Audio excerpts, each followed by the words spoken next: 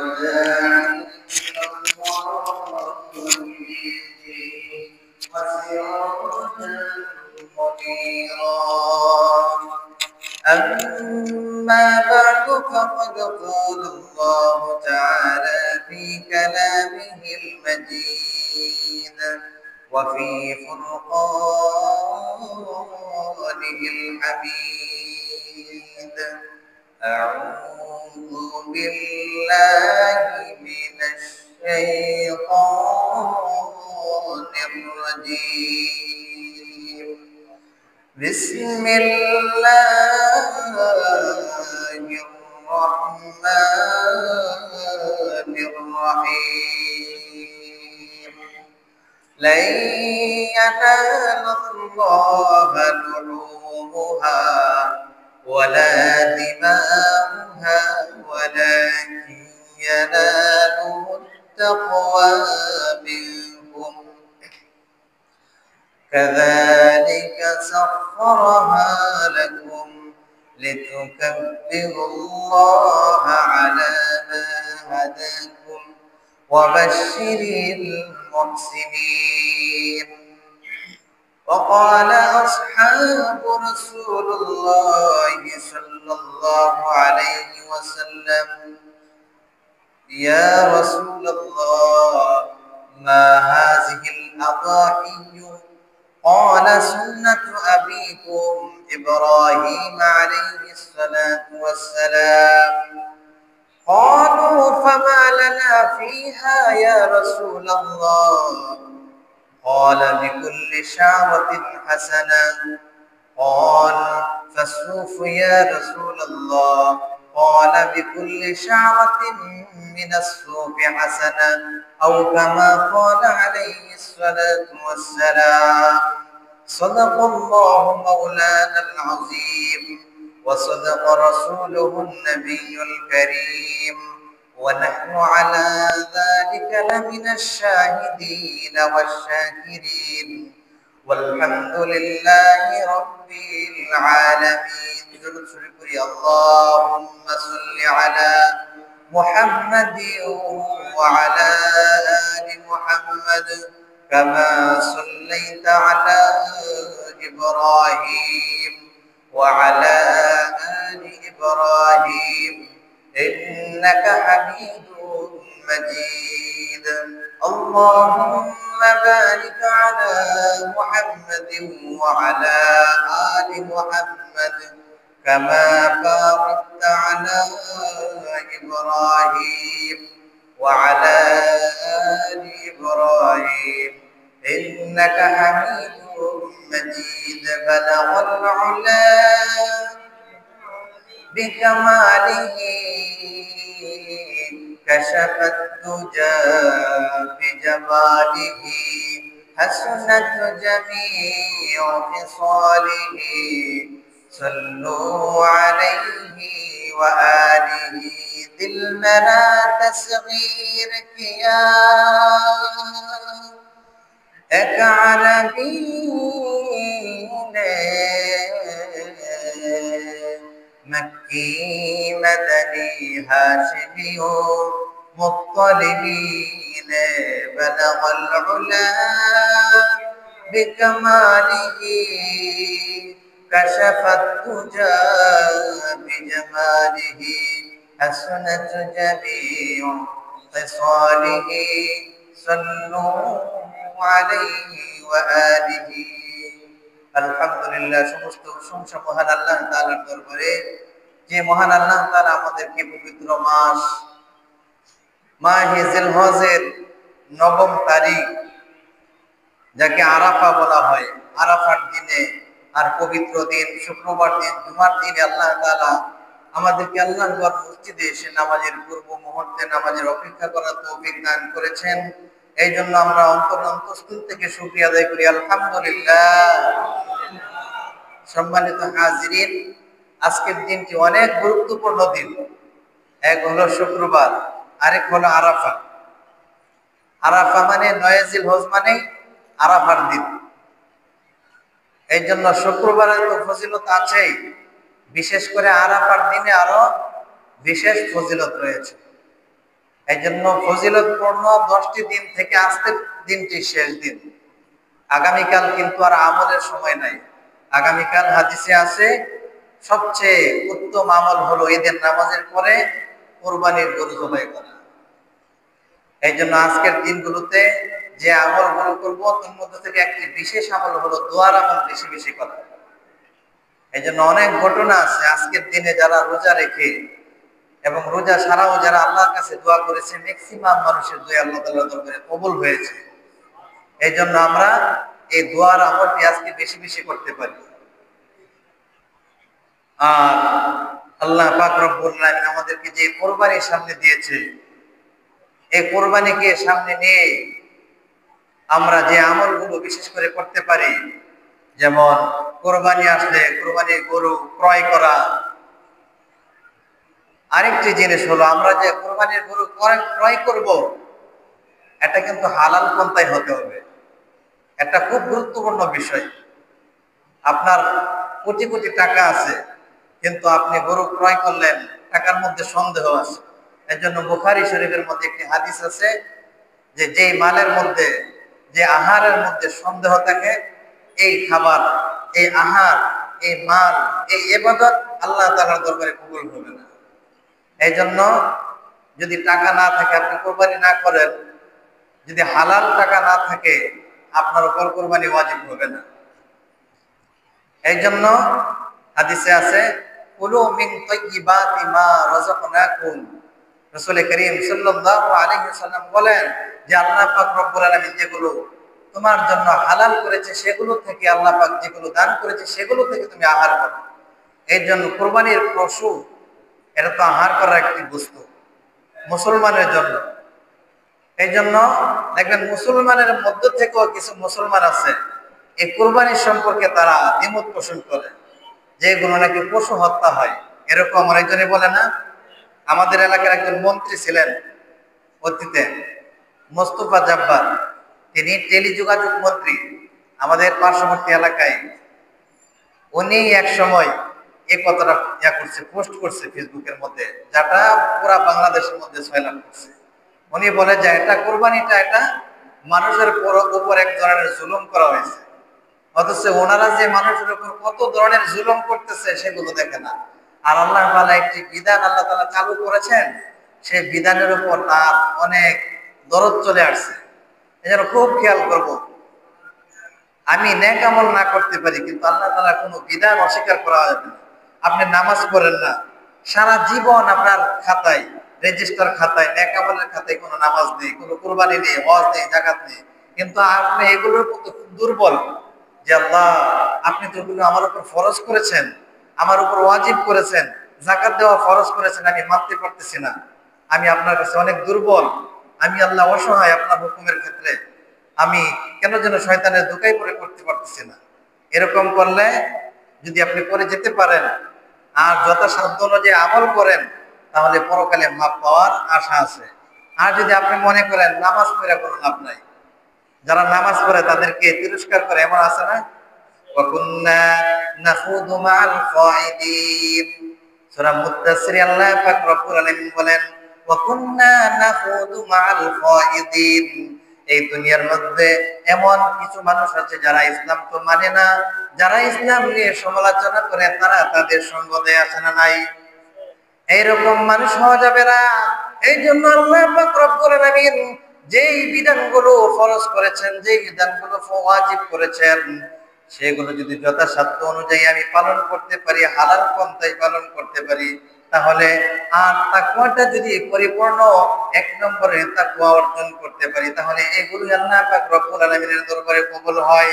এই জন্য একটি আয়াত পড়েছি, আল্লাহ পাক রব্বুল আলামিন বলেন লা ইয়ানালাল্লাহু লুহুমুহা ওয়ালা দিমাউহা ওয়ালাকিন ইয়ানালুহুত তাকওয়া মিনকুম কাযালিকা সাখখারাহা লাকুম লিতুকাব্বিরুল্লাহা আলা মা হাদাকুম ওয়া বাশশিরিল মুহসিনিন। এই আয়াতের শানে বুঝলে আল্লাহ পাক রব্বুল আলামিন কোন কারণে আয়াতটি নাযিল করেছেন। রাসূল করিম সাল্লাল্লাহু আলাইহি ওয়াসাল্লাম যখন জাহিলিয়াতের যুগে, মক্কাবাসী জাহিলিয়াতের যুগে যখন কাফেররা, বেঈমান নাস্তিকরা মুদ্রা যারা ঈমান আনে নাই তারা তাদের প্রতিমার নামে জিনিস উৎসর্গ করত, তারা তাদের প্রতিমার নামে জিনিস কোরবানি করত। এই কোরবানি করে তাদের মূর্তির উপর গোশত তারা লটকিয়ে দিত এবং এই কোরবানির পশুর রক্তগুলো তারা এই প্রতিমার উপর ছিটায় দিত। সাহাবায়ে কেরাম রাদিয়াল্লাহু তাআলা আনহুম বলেন, তারা যদি এরকম করতে পারে তাহলে তো তাদের থেকে আমরা বেশি হকদার। সাহাবায়ে কেরাম রাদিয়াল্লাহু তাআলা গোশত নিয়ে রক্ত নিয়ে বাইতুল্লাহর মধ্যে লটকিয়ে দিতেন। সঙ্গে সঙ্গে আল্লাহ পাক রব্বুল আলামিন আয়াত নাযিল করেন, ও আমার সাহাবায়ে কেরাম, লা ইয়ানালাল্লাহু লুহুমুহা ওয়ালা দিমাউহা, তোমরা যে গোশত এবং রক্ত বাইতুল্লাহর মধ্যে লটকিয়ে দিয়েছো এবং কাফের বেঈমানদের অনুসরণ করে তোমরা মনে করতেছো তোমরা তার থেকে বেশি হকদার, বস্তুত এগুলো আল্লাহ পাক রব্বুল আলামিনের কাছে কবুল হয় না। কবুল হয় তাকওয়া মিনকুম, তোমাদের অন্তরের তাকওয়াটা আল্লাহ পাক রব্বুল আলামিনের দরবারে পৌঁছে। আর তোমরা যে গোশত জবাই করতেছো, যে গরু জবাই করতেছো, পশু জবাই করতেছো, এগুলো তো আল্লাহ পাক রব্বুল আলামিন তোমাদের আহারের জন্য সৃষ্টি করেছেন। সুবহানাল্লাহ বলেন। এই জন্য আমরা যে গরু জবাই করব এগুলো মানুষ দেখানোর জন্য করব না, আল্লাহ পাক রব্বুল আলামিনকে দেখানোর জন্য করব, একমাত্র আল্লাহ পাক রব্বুল আলামিনের জন্য করব। এই জন্য সাহাবায়ে কেরামের জামানায় একটি প্রথা ছিল, রাসূল করিম সাল্লাল্লাহু আলাইহি ওয়াসাল্লাম আল্লাহর পক্ষ থেকে আদেশ করেছেন, এই গোশত যখন জবাই করা হয়তো এই গোশত খাইতো তারা 3 দিন। কয়দিন? 3 দিন গোশত খাওয়া যেত। আমাদের জামানায় আমাদের উম্মতই, আমরা যে রাসূলের উম্মত তারাও কিন্তু সে রাসূলের উম্মত ছিল। তখন সাহাবায়ে কেরাম দেখা যায় বিভিন্ন জন যারা সামর্থ্য আছে, 1টি উট, 2টি উট, 5টি উট, অনেক উট দিত, কিন্তু 3 দিনে 1টি উট খাওয়া সম্ভব? কি বলেন, সম্ভব 1টি উট খাওয়া সম্ভব? এই জন্য তাদের প্রতি দেখা যায় এক ধরনের মানে এগুলো অপচয় হয়ে যায়। এক সময় আল্লাহ পাক রব্বুল আলামিন জিবরাইলের মাধ্যমে জানিয়ে দিলেন, হে রাসূল, আপনার উম্মতকে বলেন আপনার উম্মত এগুলো যতদিন মনে চাই ততদিন এগুলো রেখে দিতে পারবে। সুবহানাল্লাহ। এখন সহজ হয়ে গেছে না? এক কুরবানির ঈদের গোশত আরেক কুরবানিতে খায়, এমনও আছে না? কিন্তু এরকম করা ঠিক না। যারা সহনশীল, যারা মহৎ, অধিক আত্মত্যাগ করে, সম্মান এবং তাদের টাকা পয়সা ত্যাগী মানুষ কিন্তু ওগুলো রাখে না। আত্মীয় স্বজনকে তো দেয় এবং যারা গরিব আছে তাদেরকে ওইগুলো দিয়ে বিলিয়ে দেয়। আল্লাহ পাক রব্বুল আলামিন যদি আপনাকে সামর্থ্য দেয়, সামর্থ্য দিলে তো আপনি সবসময় গরুর গোশত খেতে পারবেন, কিন্তু ঈদের জন্য আপনি এগুলো 3 ভাগ করে ফেলবেন। হাদিসে আছে 3 ভাগ করা। 1 ভাগ নিজে খাবেন, আরেক ভাগ বন্ধু বান্ধবদের জন্য, আরেক ভাগ হলো আপনার গরিব মিসকিন আত্মীয় স্বজনদের মধ্যে আপনি এগুলো বিলিয়ে দেবেন। পারবো না ইনশাল্লাহ? আমরা সকলেই চেষ্টা করব, আমল করার চেষ্টা করব। এগুলো করলে দেখবেন এগুলো ছোট্ট কাজ, মুস্তাহাব আমল যদি আপনি করেন তাহলে দেখবেন অনেক অনেক সওয়াব অর্জন হবে। এই জন্য আমরা কোরবানির গোশত তো খাবোই এবং এগুলো আত্মীয় স্বজনের মধ্যে যাদের হক আছে, আমার মালের মধ্যে কি আমার নিজের হক, আমার বোন বাগনি আত্মীয় স্বজনের হক আছে না? এই জন্য আল্লাহ পাক রাসূল করিম সাল্লাল্লাহু আলাইহি সাল্লাম বলেন যে তোমার মালের মধ্যে তোমার বাগনির আত্মীয় স্বজনের হক আছে নাকি? ওয়ারিশ সূত্র, বাবা মা মৃত্যুর পরে তাদেরকে বন্টন করে এরকম আরেকজনে বলে দেয় যে ওয়ারিশ সূত্র সব নিয়ে যাইতেছো আর আইসো না, এরকম বলে না? আমাদের এদিকে আছে, আপনাদের দিকে সকলে ভালো থাকতে পারে, কিন্তু আমাদের অঞ্চলে এরকম আছে, সরাসরি মুখ দিয়ে বলে দেয়। এই জন্য হাদিসে আছে লা ইয়াদখুলুল জান্নাতা বাত্তা, আত্মীয়তা ছিন্নকারী জান্নাতে কিন্তু প্রবেশ করবে না। যেরকমই হোক সকলের মন কিন্তু এক থাকে না। এই জন্য বন্টন হয়ে গেল, আত্মীয়তার সম্পর্ক আপনি বজিয়ে রাখবেন। বজায় যদি রাখেন তাহলে জান্নাতে যাওয়া সহজ হয়ে যাবে। এই জন্য রাসূল করিম সাল্লাল্লাহু আলাইহি ওয়াসাল্লামের উপর যখন ওহী নাযিল হলো তখন আম্মা জান হযরত খাদিজা রাদিয়াল্লাহু তাআলা আনহা বলেন যে হে ইয়া রাসূলুল্লাহ, ইয়া হাবিবাল্লাহ, আপনি তো আত্মীয়তা কখনো ছিন্ন করেন নাই, আপনার উপর কখনো কোনো অন্যায় অবিচার হতে পারে না, নিশ্চয়ই কোনো মহৎ কাজ হবে। জিবরাইল আলাইহিস সালাতু ওয়াস সালাম যখন ওহী নাযিল হইল তখন কিন্তু রাসূলকে জড়িয়ে ধরলেন এবং জিবরাইলের সিনার মধ্যে চাপ দিলেন জিব্রাইলের সিনা আর আমাদের সিনা কে? আল্লাহু আকবার। চারজন ফেরেশতা, বিশেষ ফেরেশতা। জিব্রাইলের একটি ডানা। রাসূল করিম সাল্লাল্লাহু আলাইহি ওয়াসাল্লাম একদিন বলল যে জিব্রাইল, তোমার আসল রূপটা একটু প্রকাশ করো। তখন জিব্রাইলের একটি ডানা শুধু আকাশের মধ্যে ছড়িয়ে দিলেন, পুরো আকাশ অন্ধকার আচ্ছাদিত হয়ে গেছে। আল্লাহু আকবার। এরকম জিব্রাইলের ফুল দেহটা যদি এই জমিনের মধ্যে প্রকাশ করে, এই জমিনের মধ্যে কি কেউ চলতে পারবে? এই জন্য ফেরেশতারা আল্লাহর হুকুমে চলে। এই জন্য জিব্রাইল আলাইহিস সালাতু ওয়াস সালাম ওহী নাযিল করলেন। হাদিসে বলতেছেন যে নিশ্চয়ই কোন মহৎ কাজ আপনার উপর হইতেছে, কারণ আপনি তো কখনো আত্মীয়তা ছিন্ন করেন না। যারা আত্মীয়তা ছিন্ন করে না তাদের প্রতি কখনো গজব নাযিল হতে পারে না। সুবহানাল্লাহ। এই জন্য আমরা সকলে আত্মীয়তা বজিয়ে রাখবো। আত্মীয়তা ধরে রাখার জন্য যেগুলো করার দরকার এগুলো আমরা সকলেই করব। কবিতায় আছে না যে নিজের খাবার বিলিয়ে দিব অনাহারের মুখে, সুখের সময় হাসবো আমি, কাঁদবো সবার দুঃখে, নিজের খাবার বিলিয়ে দিব অনাহারের মুখে। শুধু কোরবানি নয়, কোরবানি থেকে আমার শিক্ষা নিতে হবে যে এই পশুটাকে আমি জবাই করতেছি, এই পশুটাকে জবাই করা কি সম্ভব যদি আল্লাহর হুকুম না হয়? এই জন্য আল্লাহ বলেন ফাকুলু মিনহা ওয়া আত'ইমুল কানি'a ওয়াল মু'তার কাযালিকা সাখখারনাহা লাকুম লিতুকাব্বিরুল্লাহা আলা মা হাদাকুম ওয়া বাশশিরিল মুখবিতিন। আল্লাহ পাক রব্বুল আলামিন বলেন কানি'a ওয়াল মু'তার, এই দুইটি শব্দের অর্থ হলো যারা জানচা করে, যারা জানচা করে না, যারা ভিক্ষা করে তাদেরকেও তোমরা এই কুরবানির গোশত দান করো। যারা তোমাদের কাছে জানচা করে না তাদেরকেও এগুলো দান করো।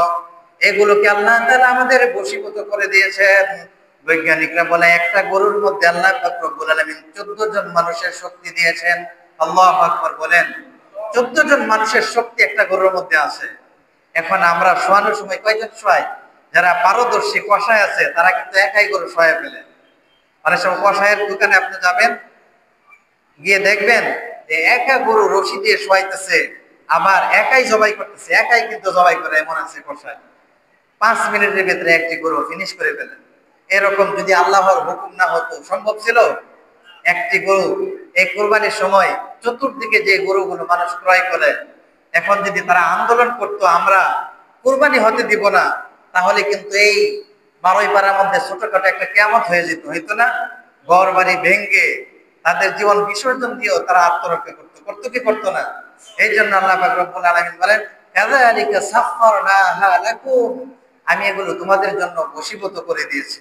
তোমরা যেভাবে ইচ্ছা তোমরা সেভাবে শোয়াইতেছি না আমরা? এগুলো একমাত্র কি জন্য করেছেন? লিতুকাব্বিরুল্লাহ আলা মা হাদাকুম, যাতে করে তোমরা আল্লাহর বরত্ব তোমরা বর্ণনা করতে পারো। এই জন্য কোরবানির সময় আরেকটি বিষয় আমরা খেয়াল করব, সকলেই যারা ধরবো সকলেই কি বলবো? অন্তত পক্ষে বিসমিল্লাহি আল্লাহু আকবার। আরেকটি বিষয় চলে আসছে, এখানে আমরা অনেকজন আকিকা দেই, অনেকজনে আমরা নাম দেই আকিকা ছাড়া। আমরা অনেকজনে হুজুরের কাছে গিয়ে লিস্ট বলি যে হুজুর অমুক নামে কোরবানি দেন। আমরা এরকম না, এই কথাটাই আমরা একটু ঘুরিয়ে বলবো যে হুজুর আব্দুল করিম, আব্দুল জব্বার, আব্দুল রফিকের পক্ষ থেকে আল্লাহর নামে কোরবানি দেন। এ কথাটা বলতে পারবো না? হ্যাঁ, অমুকের পক্ষ থেকে আল্লাহর নামে কোরবানি দেন, তাহলে আল্লাহ তাআলা খুশি হয়, আপনার নামগুলো হইতেছে না? আমরা অনেক সহজ বিষয়গুলো আমরা কঠিন করে। যদি আমরা বলি হুজুর অমুকের নামে কোরবানি দেন, তাহলে কিন্তু তাদের নামই কোরবানি হইতেছে। যদি আল্লাহু আকবার বলতেছে হুজুরের জবানে, কিন্তু হুজুরের অন্তরে তাদের নাম চলে আসতেছে। এজন্য এটাকেই বলা হয় গায়রুল্লাহ, আল্লাহ ছাড়া অন্য কারোর নামে কোরবানি করা। এই জন্য সাহাবায়ে কেরামের যুগে যারা কাফের ছিল তারা মা জাআলাল্লাহু মিন বাহিরাতি ওয়ালা সাইবাতি ওয়ালা ওয়াসিলাতি ওয়ালা হাম, যারা কাফের বেঈমান ছিল তারা বাহিরা সাইরা এগুলো বিভিন্ন গোষ্ঠী এবং বকরি এবং পশুর নামে তারা এরকম উৎসর্গ করে দিত। তারা কোরবানি করা ছাড়াই তারা তাদের প্রতিমার নামে উৎসর্গ করে দিত। এজন্য আমরা কি গায়রুল্লাহ নামে কোরবানি করবো না আল্লাহর নামে? একমাত্র আল্লাহর নামে কোরবানি করতে হবে। এই জন্য সূরা ইয়াসিনে আল্লাহ পাক রব্বুল আলামিন বলেন আওয়ালাম ইয়ারাউ আন্না خلقنا لهم مما عملت أيدينا أنعاما فهم لها مالكون وذللناها لهم فمنها ركوبهم ومنها يأكلون ولهم فيها منافع ومشارب أفلا يشكرون আল্লাহ পাক রব্বুল আলামিন বলেন এই গৃহপালিত পশু আল্লাহ পাক রব্বুল আলামিন বলেন আমি নিজে এগুলা সৃষ্টি করেছি নিজ হাতে এবং এগুলোকে আমি তোমাদের মালিক বানিয়ে দিয়েছি। বান্দা তুমি মালিকের ক্ষমতা দেখায় না দুনিয়াতে, তুমি মনে করতেছো ধন সম্পদ সকল কিছুর মালিক তুমি। আল্লাহ পাক রব্বুল আলামিন তোমাকে মালিক বানিয়েছেন, কিন্তু তোমার অন্তরে থাকতে হবে একমাত্র মালিক তো এগুলোর বস্তু তো আল্লাহ পাক রব্বুল আলামিনেরই। কিন্তু আল্লাহ পাক রব্বুল আলামিন দুনিয়াতে কাউকে বড় বানিয়েছেন, কাউকে ছোট বানিয়েছেন, এগুলো কার খেলা? এইজন্য কবি বলেন নদীর একুল করে অকুল ভাঙে, এই তো নদীর খেলা। সকাল বেলার দনিরে তুই ফকির সন্ধ্যা বেলা। কুলিল্লাহুম্মা মালিকাল মুলকি তুতিল মুলকা মিম্মান তাশা ওয়া তুইজ্জু মান তাশা ওয়া তুযিল্লু মান তাশা বিয়াদিকাল খায়র ইন্নাকা আলা কুল্লি শাইইন কাদির। রাজত্ব দেওয়ার মালিক কে? রাজত্ব নেওয়ার মালিক কে? সম্মান দেওয়ার মালিক কে? সম্মান দেওয়ার মালিক কে? এটাই হলো এই আয়াতের অর্থ। আল্লাহ পাক রব্বুল আলামিন সকল জিনিসের উপর ক্ষমতাবান। এইজন্য আল্লাহ পাক রব্বুল আলামিন বলেন এই গৃহপালিত পশুগুলো আমি নিজ হাতে সৃষ্টি করেছি, সৃষ্টি করে বান্দা আমি তোমাকে মালিক বানিয়ে দিয়েছি। তুমি চিন্তা করিও না, তুমি মনে করিও না এগুলোর মালিক তুমি। ওয়াদাল্লালনাহা লাহুম, আমি এগুলোকে তোমার অনুগত করে দিয়েছি। তুমি ইচ্ছা করলে তুমি জবাই করতে পারো, ইচ্ছা করলে তুমি যে কোনো কাজে ব্যয় করতে পারো, ইচ্ছা করলে তুমি হাল চাষ করতে পারো, ইচ্ছা করলে তুমি দুধ দহন করে পান করতে পারো। ওয়াদাল্লালনাহা লাহুম ফামিনহা রাকুবুহুম ওয়া মিনহা ইয়াকুলুন, ইচ্ছা করলে তুমি এগুলোকে বাহন করে চলতে পারো। চলে কি চলে না? এগুলোকে এই ঘোড়া, গরু, বকরি, বিশেষ করে উট, মরুভূমির জাহাজ বলা হয়। উট মরুভূমির জাহাজ না? কি বলেন? উটের উপর টন টন মাল ওঠায়। এগুলো কি কখনো মালিকের বিরুদ্ধে মিছিল করে যে আমরা কখনো আর মাল বহন করব না, এরকম বলে? কখনো বলে না। এই বাংলাদেশের মধ্যে বিশেষ করে আমরা গরুর মধ্যেও বিশেষ করে ঘোড়ার উপর সওয়ার হয়ে মানুষ, এবং ঘোড়ার উপর 7 থেকে 8 বস্তা 10 বস্তা মাল মানুষ বহন করে। কখন কি ঘোড়া বলে যে আমাকে আমার উপর কখনো এগুলো বহন করাইতে পারবে না? এই জন্য আল্লাহ পাক রব্বুল আলামিন বলেন ফামিনহা রাকুবুহুম ওয়া মিনহা ইয়াকুলুন, এগুলোর উপর তোমরা আরোহণ করো এবং এগুলো থেকে তোমরা খাও, আহার করো।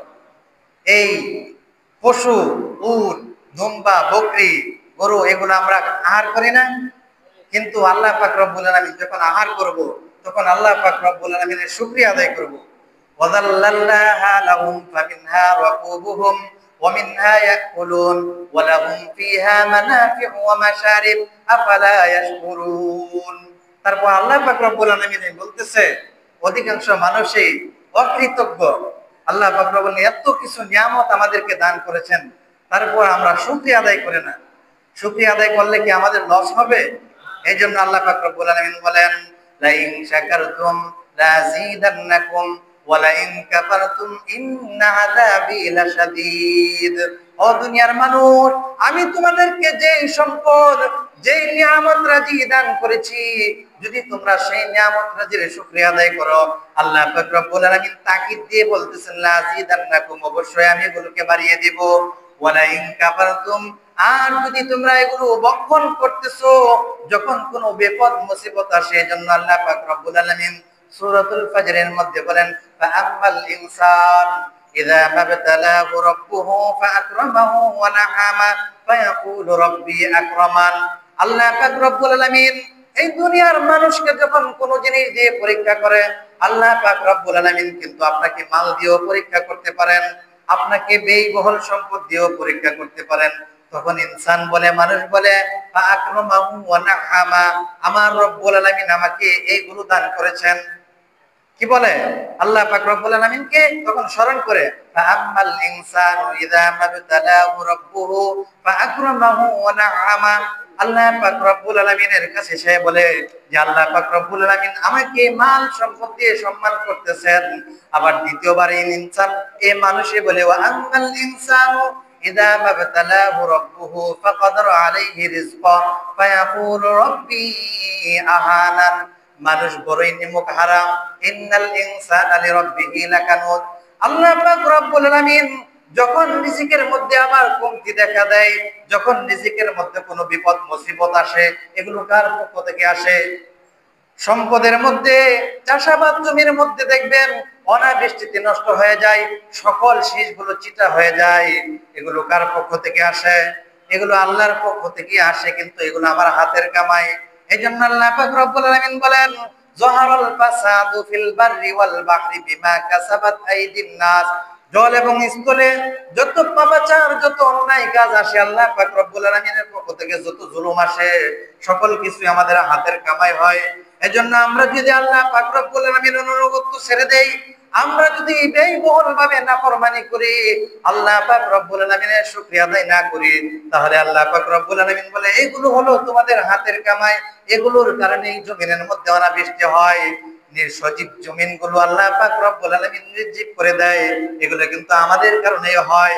আর যদি আমি আল্লাহ পাক রব্বুল আলামিনের শুকরিয়া আদায় করি, আল্লাহ পাক রব্বুল আলামিনের উপর ভরসা করি, আর যদি মনে করি একমাত্র তাওয়াক্কালতু আলাল্লাহ, এই দুনিয়া যদি সকল দুনিয়া যদি তামা হয়ে যায়, তারপরে যদি আল্লাহ পাক রব্বুল আলামিনের কাছে আপনি আস্থা রাখেন, ভরসা রাখেন, আল্লাহ পাক রব্বুল আলামিন বলেন বান্দারে রিজিক কোথা থেকে আসবে তুমি কল্পনাও করতে পারবে না। ওয়া ইয়াতাওয়াক্কাল আলাল্লাহি ফাহুয়া হাসবু ওয়া ইয়ারযুকুহু মিন হাইসু লা ইয়াহতাসিব। একমাত্র যদি উপার্জন করে এবং ভরসা করো আল্লাহর উপর, আল্লাহ পাক রব্বুল আলামিন নিজেই বলে দিচ্ছেন যদি তুমি পরিপূর্ণ ভরসা করতে পারো বান্দারে, রিজিক কোন জায়গা থেকে আসবে তুমি কখনো কোনোদিন কল্পনা করতে পারবে না।